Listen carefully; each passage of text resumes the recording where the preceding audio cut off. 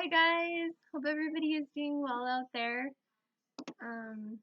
Because we've been on quarantine, I've been staying up really late, drinking way too much coffee, so I have horrible bags under my eyes.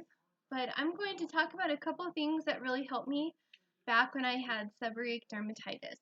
So it changed my life, made me feel like I could control my flare-ups and look presentable and go about my normal life. Because sometimes it would get really bad and I'd get really down. I felt like a monster. But this is a steroid cream, and I'll put it down in the comments below. But I used to get these little cracks in the corners of my mouth. And I mean, I tried everything. Spent hundreds, thousands of dollars.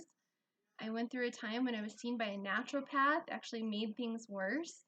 But anyway, put this on the corners of my mouth, and within a few days, just a very sparing amount, like you don't want to use this a lot. This is when you're like desperate. And it would go away. The skin would heal, go back together, the redness would go away. This was a savior. So it took me years to find this dermatologist. Her name was Dr. Zhu, and she took one look at me and she said, I have something that'll work for you. So it's DESONIDE Cream, and also this is a steroid, so you have to use it really sparingly. So there's a danger when it comes to using steroids. A lot of people report, like with different steroids, they would use it, their skin would improve, and then it would come back like ragingly worse. That never happened with me. So I guess it's kind of encouraging. But I would just rub, I would feel like it coming on, or I would already have a patch, and I would just keep putting this on, a very thin amount, thin, and I would also break out, like my eyes would swell. It would come across my eyelids like this. And so she actually said it was safe for me because I was real worried about my eyes. Like a just very, very gently, very thin amount. I could go like that, but to stay away from, you know, it getting in my eyes because it can cause vision problems. So I'll put that down in the description below. But that dermatologist, she worked in Boulder, Colorado, and she looked at my hands. My hands, I had eczema on my hands. My hands would split, have these little cracks in them. So she took one look at me and she thought it was all related to an allergy. So she patch tested me. And I've never been one to wear jewelry. And also my finger, my wedding ring, it was high quality. Okay, so they say like if the gold or whatever is poor quality, that you can have an allergic reaction. Well, my ring was high quality. And one day, out of the blue, it just swelled up, and my husband actually had to cut it off of my finger. So I knew that was a sign of something. But she patch tested me, and I came out allergic to cobalt, black rubber mix, gold, and nickel. So I stopped wearing my ring, my gold ring, any jewelry, and within like a month or two, I began to see improvement.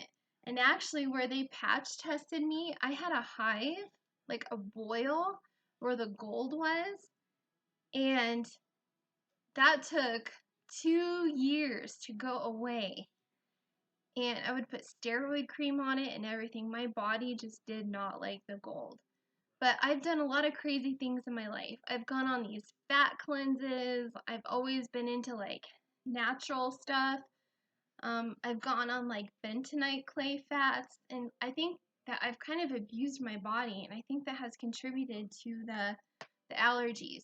Also, another encouraging thing is that even though I was given this list of things I was allergic to, including latex, which I used to work with latex all the time as a dental hygienist, and I had to switch my gloves up, but over time what I've learned too is that feeding your spirit and your mind is super important. That affects the physical. And I also had to examine a lot of things in my life, and through being positive, remaining optimistic, keeping a clean diet. Maybe at a separate time I'll go over like what I eat, but I don't eat super clean, but I don't have any bouts of like rashes on my face anymore. And I can elaborate on the things that helped me in other videos, but I just want you to be encouraged that you will, if you keep searching for a cure, things to make you better, if you remain positive and hopeful and feed your spirit, reflect on yourself and realize that there's nothing wrong with you. And you just need to love yourself and love your body. There is hope, and you can find your own healing, your own cure.